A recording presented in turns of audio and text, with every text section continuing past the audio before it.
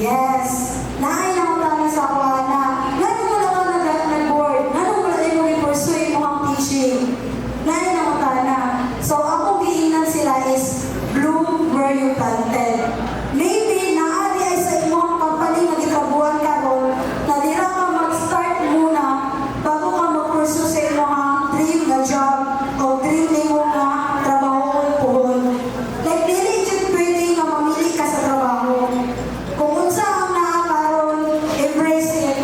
And wala lang mo kabalungan. Iyon ay lang wala lang mo kabalungan sa dagat sa panahon nga mamahalan na din ninyo yung trabaho.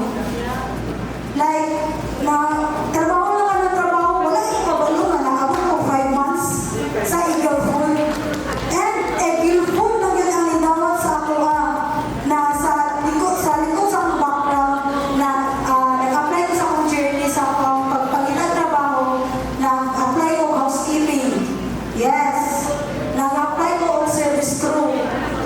Nag-apply ko sa LGU. Siyempre, hindi mo din ako mabala ng panahon kung kung ka malawat. And Jobstart, nag-apply ko. Si Jobstart, ang yun ang nilawat ko, ang Eagle Food ang nilawat sa akin. So, ako na yung anyot sa tanan, sa Dole, Philippines, sa Jobstart. Please continue this program. Daghan po ang mga nanginahanglan sa inyo.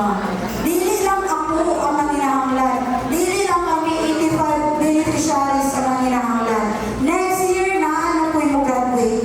Next year, daghan na po kayo mangitag trabaho. Next year, naano po yung magbilang. Next year, naano po yung maglisod.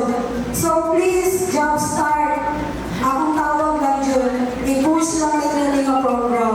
Kaya nakadyan ka kayo mo sa mong likod pag mangitag yung trabaho. And Sir Lord, na-remember na ko sa software training na mo na build and embrace your network. Makatabang yun siya sa inyong trabaho.